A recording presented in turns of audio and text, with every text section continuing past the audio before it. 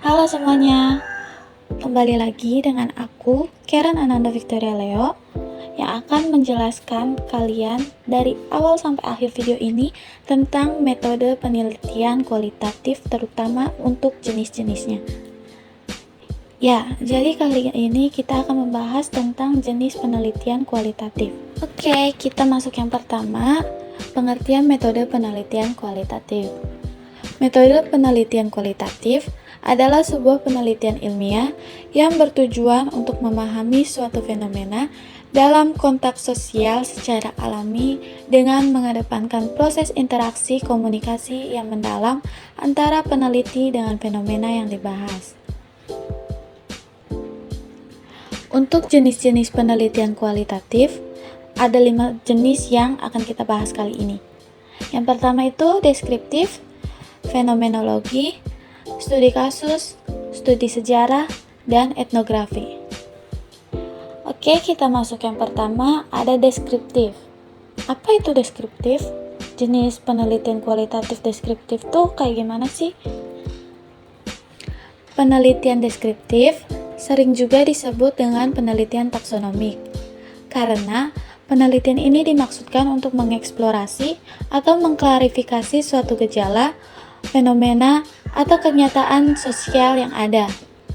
Penelitian ini memberikan gambaran yang jelas dan mendetail mengenai fenomena tertentu. Dalam penelitian deskriptif, peneliti mengumpulkan data melalui observasi, wawancara, dan dokumen untuk mendeskripsikan karakteristik, peristiwa, atau situasi yang diteliti tanpa memanipulasi variabel. Dalam penelitian deskriptif, ada contoh nih. Contohnya seperti peneliti melakukan observasi di sebuah sekolah untuk mendeskripsikan interaksi sosial antar siswa dalam kegiatan ekstrakurikuler. Data yang dikumpulkan mencakup catatan lapangan dan wawancara dengan guru serta siswa untuk menggambarkan dinamika kelompok.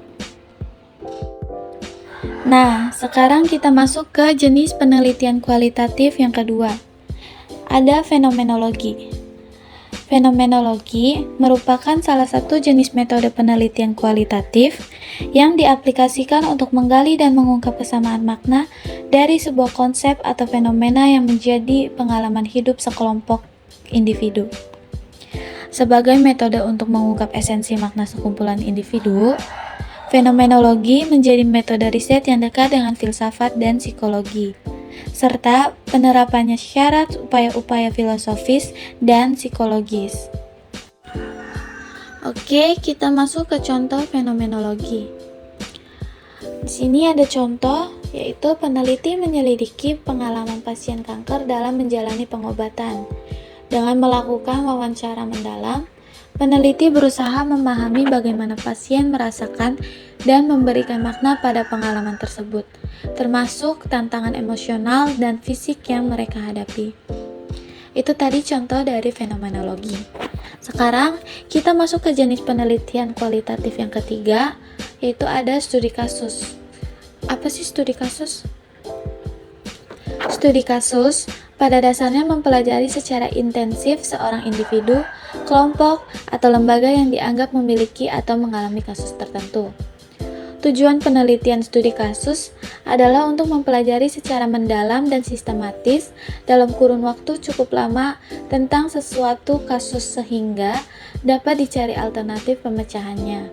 Nah, mendalam di sini artinya mengungkap dan menggali data secara mendalam dan menganalisis secara intensif faktor-faktor yang dapat menyebabkan terjadinya kasus tersebut. Dalam studi kasus, tekanan utama adalah mengapa individu melakukan itu, apa yang dia lakukan setiap harinya, bagaimana hubungan sosial dia dengan teman-temannya, faktor-faktor apa yang mempengaruhi tindakannya tersebut. Nah, itu tadi merupakan tekanan utama dalam studi kasus. Nah, untuk contoh penelitian studi kasus itu ada tentang penelitian yang membahas inovasi di sebuah perusahaan teknologi yang sukses. Peneliti ini menganalisis strategi dan proses yang digunakan oleh perusahaan tersebut, mengumpulkan data melalui wawancara dengan manajemen, analisis dokumen internal, dan observasi langsung. Itu tadi contoh dari studi kasus. Selanjutnya kita masuk ke jenis penelitian kualitatif yang keempat, ada studi sejarah. Studi sejarah merupakan penelitian yang termasuk ke dalam salah satu jenis penelitian yang diarahkan untuk menggali aspek-aspek kesejarahan dari perspektif kekinian. Penelitian ini menganalisis peristiwa atau fenomena dari perspektif waktu. Peneliti menggali dokumen sejarah, arsip, dan sumber lain untuk memahami bagaimana peristiwa tertentu terjadi dan dampaknya terhadap konteks sosial, budaya, atau politik saat ini. Ada contoh dari studi sejarah, yaitu seperti peneliti mengkaji perkembangan gerakan perempuan di Indonesia pada abad ke-20. Dengan menganalisis arsip, surat kabar, dan dokumen sejarah, peneliti berusaha memahami bagaimana gerakan ini mempengaruhi kebijakan sosial dan politik di negara tersebut. Oke, kita masuk di jenis penelitian etnografi. Etnografi dikenal sebagai penentu cikal bakal lahirnya antropologi.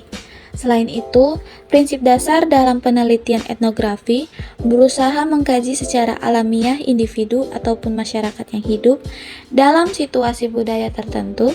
Atas dasar ini pula lah penyebabnya penelitian etnografi dikenal sebagai naturalistic inquiry. Pendekatan ini berfokus pada pemahaman budaya suatu kelompok atau komunitas. Peneliti melakukan observasi partisipatif dan wawancara untuk mendapatkan wawasan mendalam tentang perilaku, nilai, dan interaksi sosial dalam konteks budaya yang diteliti. Etnografi seringkali memerlukan waktu yang cukup lama untuk mendapatkan data yang komprehensif. Nah, contoh dari penelitian etnografi itu seperti peneliti tinggal di sebuah desa untuk memahami kehidupan sehari-hari komunitas petani. Melalui observasi partisipatif dan wawancara dengan anggota komunitas, peneliti mengumpulkan data tentang praktik pertanian, ritual budaya, dan nilai-nilai sosial yang dipegang oleh masyarakat setempat. Oke guys, jadi cukup sekian penjelasan dari aku tentang jenis penelitian metode kualitatif. Jangan lupa untuk like, comment, and subscribe YouTube channel aku, dan see you in next video.